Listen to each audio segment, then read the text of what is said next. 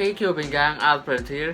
In this video, we will be discussing the history of DaYan GuHong Speed Cubes, as well as review its newest version, the DaYan GuHong V4M. Is it as revolutionary as its predecessors? Is it worth it? And what's special about it? We will answer these questions in this video. The GuHong V4M is the 2020 version of the very famous DaYan GuHong of 2010. The latter, according to speedsolving.com wiki, became a very popular 3x3 and the first speed cube to have a noticeable reverse corner cutting. The GuHong V2 was released in 2012. By that year's standard, it has an excellent corner cutting but has a cheaper and thinner peel. It is less prone to popping due to the torpedoes of the pieces, which was back then a new technology. The next version was released in 2019. This is a modernized GuHong. It has magnets, rounded edges, squared up corners, and detailed wavy tracks on the pieces. Now that we know the history of the GuHong, let's take an in-depth look at the GuHong V4, the most recent version of the revolutionary GuHong Speed Cube. The GuHong V4M is 56mm, weighs 66 grams, comes in black or stickerless, and is available only in magnetic version. I got it in a local online cube shop for only 515 pesos. In my opinion, its color scheme is nice, but I'm not a huge fan of it. Looking at the cube, we can notice that the plastic is very thin. I guess it is one of the reasons why this cube is so light. The edge and corner torpedoes were simple, but the pieces have interestingly looking lube tracks. Out of the box, the cube was covered with factory lube, so then it feels a bit gummy and smooth. It turns insanely fast and quietly.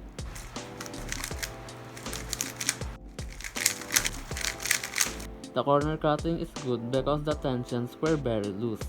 I set up the cube first before using it because I cannot control the cube's speed.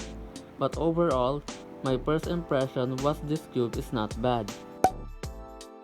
I tightened my GuHong a bit. It got more stable and smoother.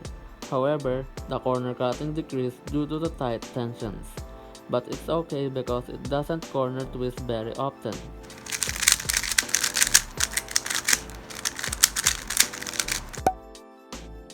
I think many cubers like the GuHong V4. But I guess it isn't as popular or revolutionary as its predecessors or the other GaN cubes back then. It doesn't feature any technology. The cube only has the traditional springs and screws and doesn't have any customizability options. However, it is simply good in my opinion. You just need to tighten it and you're good to go. The only issues that I encounter in using this cube are it is sketchy and a bit uncontrollable. And by the way, since we are talking about the GuHong V4M's pros and cons, do I think this cube is worth it for you? I think yes if you are looking for a light and smooth 3x3, but if you want a cheap, magnetic, and good performing cube, maybe no, because the Meilong 3M and the RS3M 2020 are better. They are more controllable than the GuHong V4M. This cube is my backup main. I like it because it is light and smooth. I don't get tired very easily when I'm using this cube. I have an accurate and a bit calm turning style, that's why the catches are not a huge problem. In conclusion, the DaYan GuHong V4M is a good performing 3x3. It may not be as good as the current flagships or the other budget cubes, but it has some unique characteristics that you may or may not like. I suggest slowing this cube down using some heavy lube because it is really fast and light. Therefore, I recommend this cube to those who want a light puzzle that isn't as expensive as the new GaN cubes. However, like what I said, if you just want a cheap and decent 3x3, my top recommendations are the Moyo cubes that I said earlier.